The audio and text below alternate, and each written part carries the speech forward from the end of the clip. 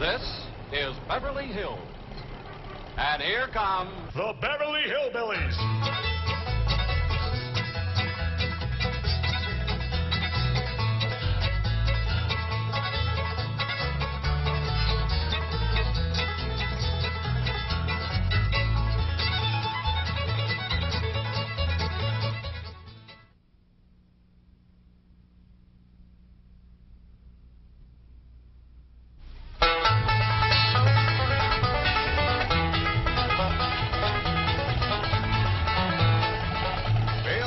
Let's find that house we bought. House they bought? In Beverly Hills? Whoa, wait a minute. Hold it. How could a bunch of hillbillies possibly buy a mansion like this? Let's take them back to their home and see how this whole thing started.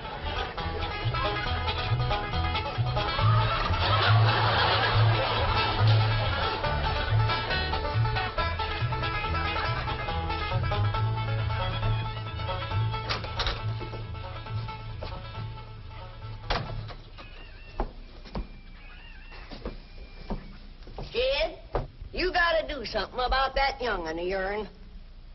How'd that happen? Fighting with a bobcat. Get hurt? I reckon so. It went limping off on 3 legs. I swear, I don't know what I'm gonna do about that girl. Well, the first thing to do is to get her into a dress. She's getting too big to be wearing man's duds. Looky here. She's done popped the buttons off of her shirt again. Well, Ellie Mae carries herself proud, with her shoulders throwed back. It ain't her shoulders that's popping these buttons. Fully growed up, rounded out, female woman. Time she started acting like one. Well, one of these days, some boy will come along and start courting her. They came courting when she was 12. What did she do? She whopped the tar out of them. Well, it ain't fitting. Girl running around as wild as a cougar, wrestling, fighting, and hunting. She ought to be doing woman's work. Helping me with the steel. Yeah. Real? I'll speak to her. Oh, that reminds me. Better go down and stomp out the fire under that mess. Now, hold on now, Granny. You ain't gonna stomp out no fire like that, are you? Huh? Oh, of course not.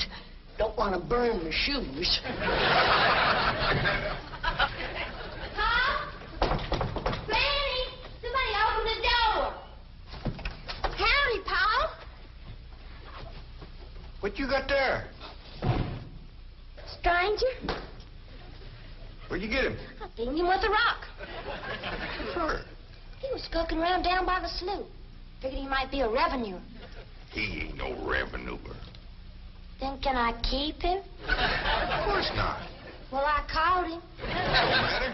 Well, he won't be no trouble. I could keep him out in the smokehouse. Ellie Mae, you can't keep people like they were dogs and cats. Ooh. Ooh, ooh. Ow, ooh, that's hard.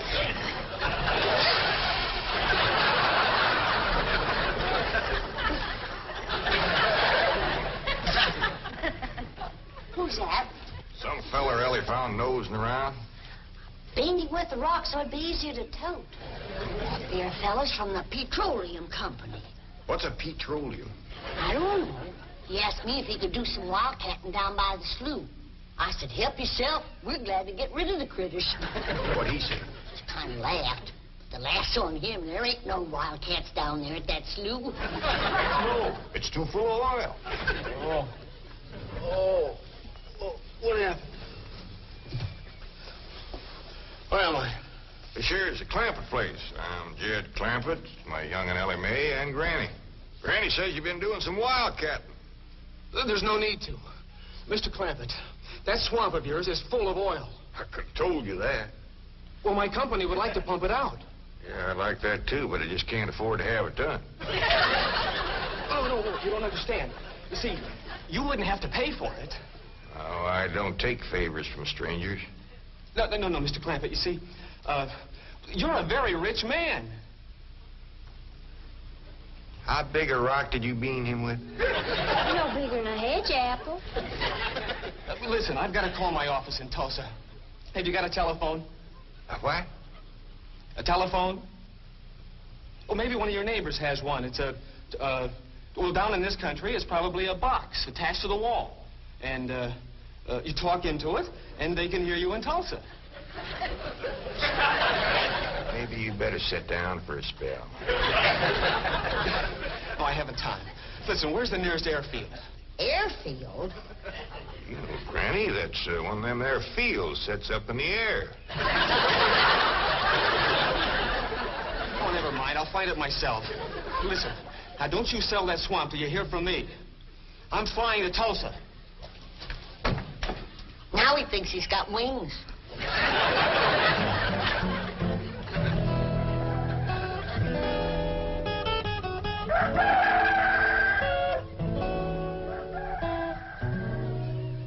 Morning, Granny. Watch them buttons, child. Granny! Them pigs of yours got into the corn. Did they drink much? I reckon they did. This here little fella was kicking blue blazes out of the mule. That's the trouble with razorbacks. They such a mean drunk. Yeah, this wouldn't happen if you'd stay in the house where you belong.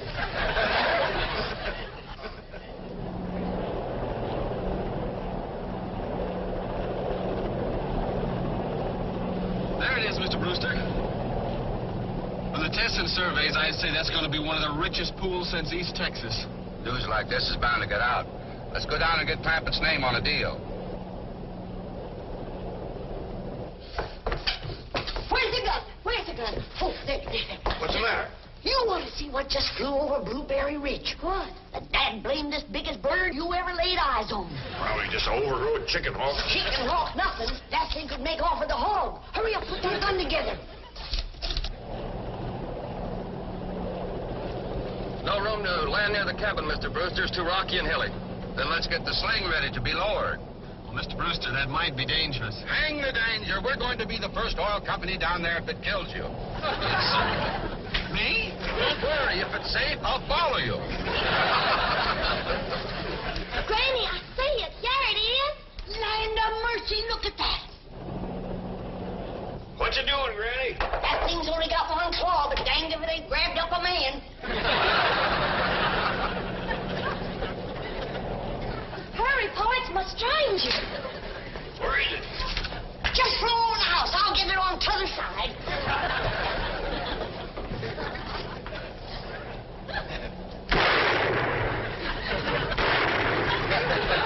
You feel it, Granny?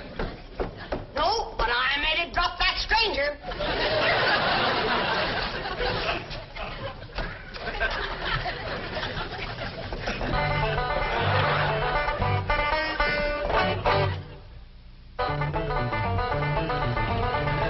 Jethro, stop this thing. Stop it. Hold on it. Granny! Granny! Yes, Jim? Granny, grab a hold of something and hang on. Cousin Pearl and that overgrown son of hers is headed right for the cabin in that old truck. Heaven protect us.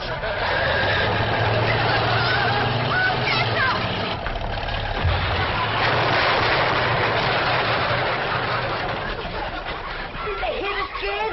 No, but I think they sure want the chicken house. Jed, I'm sure sorry about the chicken house, but nobody got hurt. Jethro, I told you to get rid of them worn-out brakes. I did, Ma. That's how come we ain't got none. Get on out and let the chicken house back on its foundation. Jed? Yeah. Jed, Ellie Mae came running over to my place, and she said you sold the swamp to some oil company. Well, yeah, I guess I did. What did they pay you for it? Well, he ain't paid me nothing yet. That Brewster fella said he'd bring the money later. Well, how much they going to pay you? Well, he said I'd depend some on how much oil they could pump out. Well, he must have mentioned some figure. What was it? Now, Pearl, you know that old swamp weren't worth shucks. Jed Clampett, you got slicker and you're ashamed to admit it. That's just what I told you.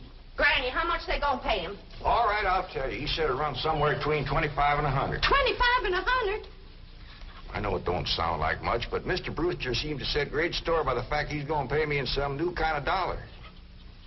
There ain't no new kind of dollars. Well, it's new to me. I've heard of gold dollars, silver dollars, paper dollars, but he says he's going to pay me in, what do you call them, Granny? $1 million. $1 million?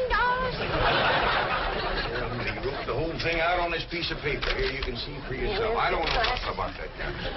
Let's see here now. Thanks in heaven. Granny, give me the jug. It's empty, but I'll fetch some. I'll go, Granny. Jed, you're a millionaire. A millionaire. Yeah, that's what that Brewster fella kept calling me. I didn't know just how to take it. You ain't you're rich. Me? The richest man in these hills. Maybe in the whole state. Oh, Jed, you can have anything you want. Do anything you want. Go any place you want. Yeah, that's another thing he kept saying. He said he reckoned I'd be moving away from here soon. What do you think, Pearl? You think I ought to move? Jed, how can you even ask? Look around you. You're 8 miles from your nearest neighbor. You're overrun with skunks, possums, coyotes, bobcats. You use kerosene lamps for light. You cook on a wood stove, summer and winter. You're drinking homemade moonshine, washing with homemade lye soap. And your bathroom is 50 feet from the house, and you ask, should you move? Yeah, I reckon you're right. Man, be a dang fool to leave all this.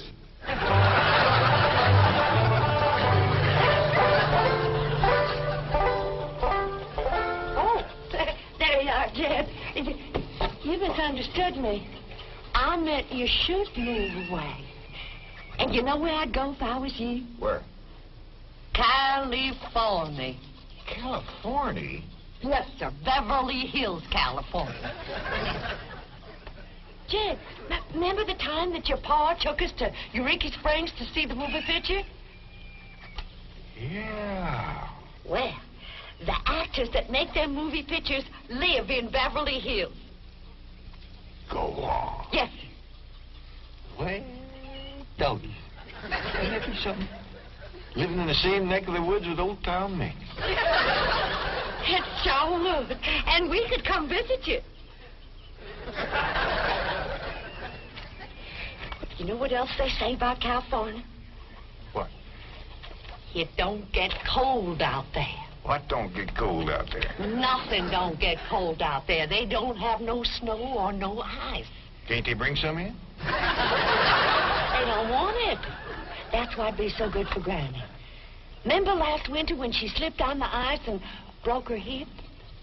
Yeah, poor old woman. She was limping for 2 days.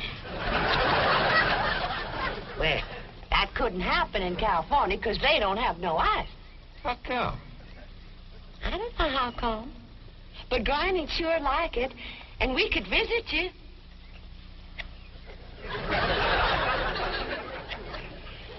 You know what else they say about California? Maybe Jethro'd know how come there's no ice. He's going to school.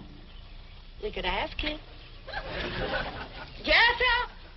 Yeah, Ma. Come on over here. Speaking of school, Ellie Mae could get herself a fine education out there in Beverly Hills. Yeah, Ma? Your rich uncle's got a question he'd like to ask you. What rich uncle, Ma? Your rich Uncle Jade. Jethro? How come there's no ice in California? Don't look at me. I didn't take it. Big jungle. I didn't, Ma. Oh, get out of here. Well, you always do. I don't know. I'm saying, Jan, folks claim California's got it all beat. Why, things grow twice as big out there. Jethro would be a whopper, wouldn't he? He could help you move. He's awful handy at lifting and toting, and he could drive you out in my truck. I tell you what, Pearl. I'm going to have to study on this. When that Brewster fella comes back, I'll ask him what he thinks. Well, your cousin is right about that, Mr. Clampett. Beverly Hills is a choice residential area, and lots of millionaires do settle there. Folks like me, huh? Well, millionaires. And movie stars, too. Oh, yes, yes. Is Tom Mix there? No, I'm afraid Mr. Mix is dead. Oh? Oh, yeah. What's the matter with me? Remember, Pearl, he got shot at the end of that picture. Well, there are plenty other movie stars, and that's where Jed wants to live. Ain't it, Jed? I do like the notion of living in the hills. Never could stand flat country. Mr. Clampett, I think it only fair. That is, well, I think you may have a wrong idea about Beverly Hills. Is that where you live? No, my home is in Tulsa. Well, say, maybe you could get us a place there in your neighborhood. Mr. Clampett, let's not beat around the bush. You will love Beverly Hills. Then that's it. Can you steer Jed onto a good place? No, I can get the bank out there to handle it for him. He'd like a nice big place with plenty of room for his kinfolk to visit him. I would like a nice, roomy place if I could afford it. Oh, Mr. Clampett, with your money, you can afford the Taj Mahal. Okay, I'll take it. Well, no, you see, I was just making a little joke. Oh, well, go right ahead. Well, you see, the Taj Mahal is in India.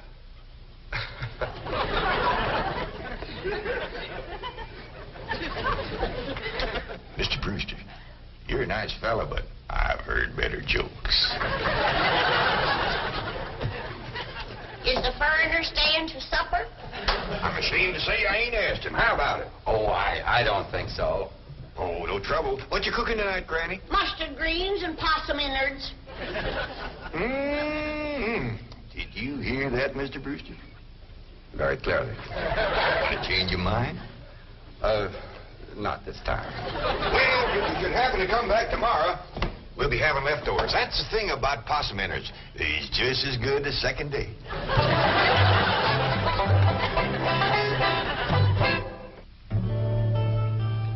Ellie, if old Duke sits there with you, there ain't gonna be room for Granny. Oh, that's all right, Paul. Granny ain't gone. Who says she ain't? She says she ain't. That's right, Uncle Jed. She's just sitting on the back porch in her rocker, and she says that's as close to California as you're gonna get her. We'll see about that. Dang if I ain't got me the muliest women folk. We ain't never gonna get there.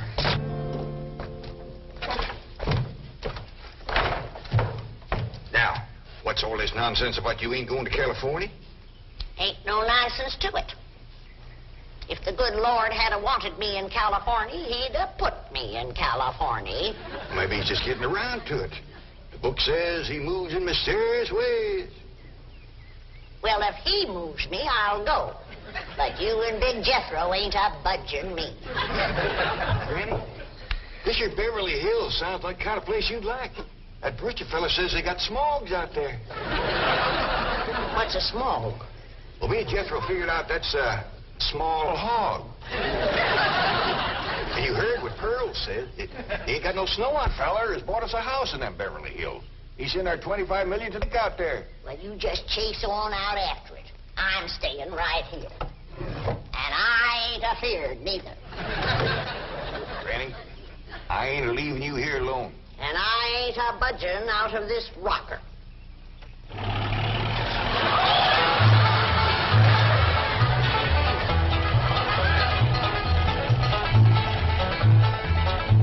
Jethro, what does that sign say? It says Beverly Hills. You hear that, Granny? We're buying. They call them hills? Why, we got moles that can push up higher ridges than that. Well, leastways, it's hills.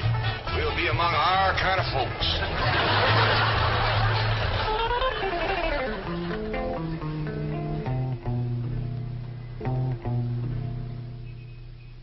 deposit of $25 million to the account of J.D. Clampett.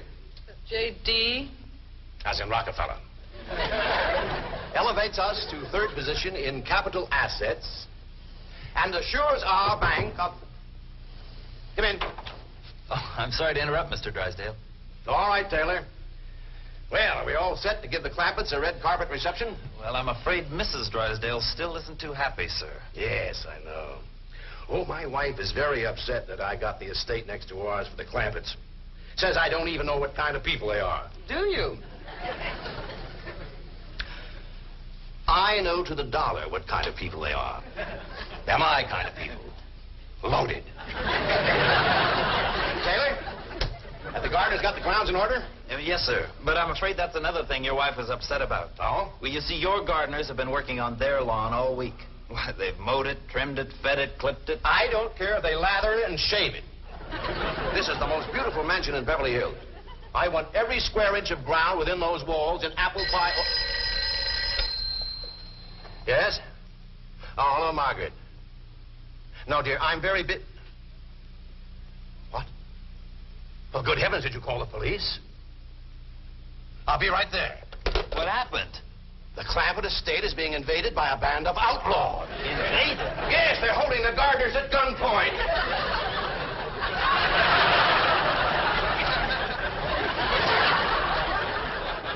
Sure is lucky we come along when we did. That's the truth. The way they were slipping through that gate, another 5 minutes and that whole darn prison would have been empty. Jethro, you sure that's a prison? Yeah, Uncle Jed. I seen pictures.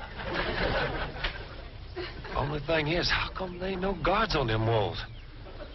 Probably done them in with them knives and things. These killers if I ever did see any. Fine neighborhood we's moving into. You hear that? Hot diggity, there's bobcats in these hills. Them sirens! Somebody's calling the law. I reckon they's gonna be mighty grateful for what we done.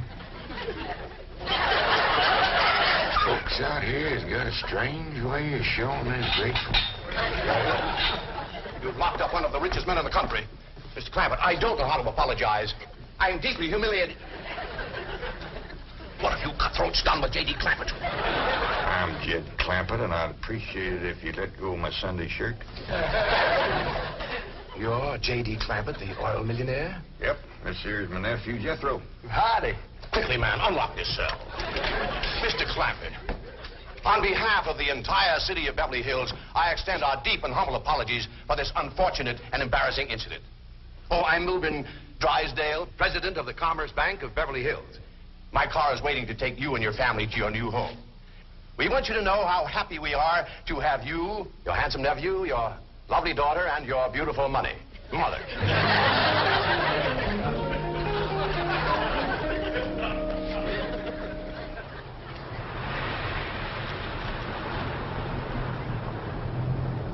a minute! Stop this car! Mr. Drysdale, you tricked us. You just took us out of jail so you could bring us back up here to prison. Head for the hills, everybody! No, wait! Come back! It's not a prison, it's your home! Now, wait! Mr. Clampett, listen to me! Wait! Come back! Friendly!